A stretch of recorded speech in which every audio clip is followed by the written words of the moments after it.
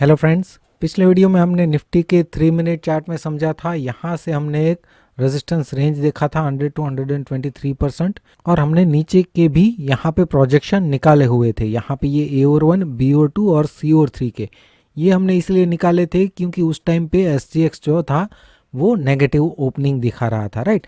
लेकिन ओपनिंग कहाँ पे हुआ, यहाँ पे फ्लैट टू नेगेटिव हुआ और उसके बाद हमें एक शार्प बाउंस इसी रेंज में देखने को मिला। हालांकि इसको ब्रेक भी कर दिया, लेकिन वहाँ से हमें एक शार्प डिक्लाइन देखने को मिला और वो डिक्लाइन बहुत बड़ा था। लो को ब्रेक करने के बाद भी वो कंटिन्यू रहा।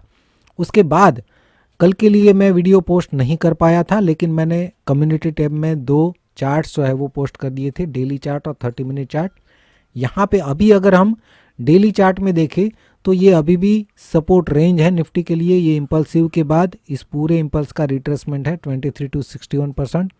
ये downside break even point है 16,598 के नीचे अगर ट्रेड करता है तो ही बड़ा डिक्लाइन हम एक्सपेक्ट कर सकते हैं।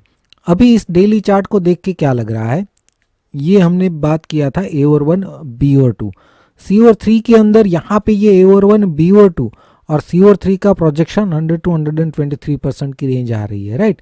जनरली क्या होता है, अगर इस रेंज में निफ्टी को सपोर्ट लेना है तो ये जो डिक्लाइन है C/3 का 17,800 से, उस डिक्लाइन का 5th वेव जो है वो इस रेंज में पूरा होना चाहिए, राइट।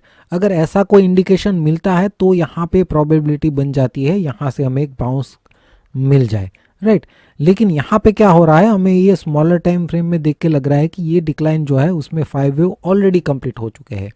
अगर ऐसा है और यहाँ पे इसका 23 टू 38% का रिट्रेसमेंट हमें देखने को मिलता है और उसके बाद डिक्लाइन अगर आता है तो वो डिक्लाइन जो है काफ़ी शार्प हो सकता है कि ये 61% को भी ब्रेक कर दे, राइट।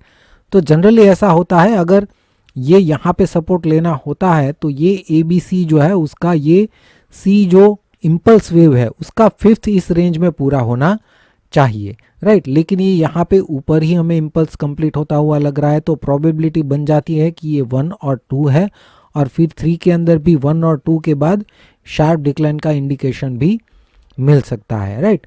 लेकिन हम स्टेप बाय स्टेप जाएंगे। यहाँ से जो डिक्लाइन है 17,800 से, उसको स्मॉलर टाइम फ्रेम में देखेंगे, फिर उसका जो रेजिस्टेंस रेंज है वो कहाँ पे आ रहा है, राइट, उस पर फोकस करेंगे। अगर उस रेंज में करेक्टिव बाउंस देता है तो फिर डिक्लाइन जो है वो पहले तो हम इस रेंज का टारगेट रखेंगे, उसके बाद डिक्लाइन का नेचर देख के वो डिक्लाइन कैसा है, अगर शार्प डिक्लाइन है तो ये 61% को ब्रेक करके और भी बड़ा डिक्लाइन हमें देखने को मिल सकता है।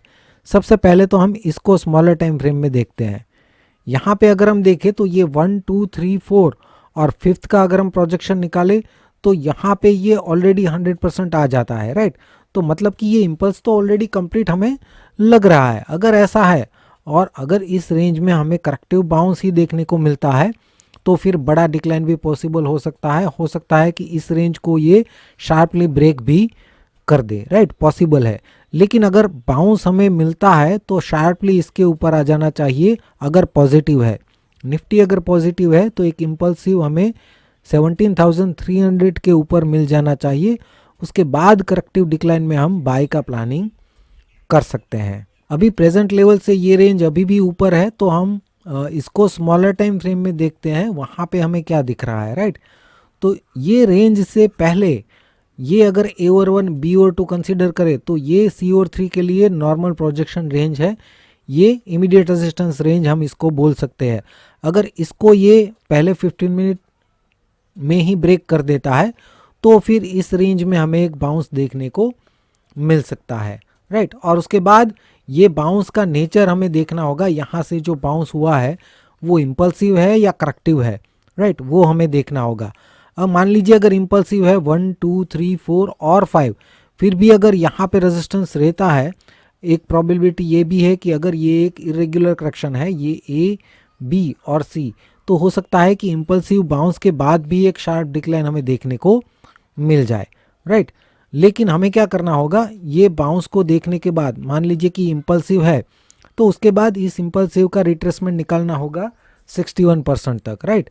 फिर हमें वहीं देखना है कि इस रेंज में 61% की जो रेंज है उस रेंज में अगर ये करेक्टिव डिक्लाइन देता है तो पॉजिटिव होगा, लेकिन अगर वहाँ पे शार्प डिक्लाइन 61% तक आता है तो फिर करेक्टिव बाउंस के बाद ये कंटिन्यू कर सकता है, राइट। तो इसको ब्रेक करता है तो यहाँ तक इस रेंज में हम बाउंस तो एक्सपेक्ट कर सकते हैं, लेकिन उसके बाद डिक्लाइन का पैटर्न देखने के बाद हम डिसाइड करेंगे कि ये यहाँ से ऊपर जाएगा या डिक्लाइन कंटिन्यू करेगा, राइट। तो जो भी सिनेरियो था हमने समझने की कोशिश की है निफ्टी में फ्रेंड्स। आज के वीडियो में बस इतना ही।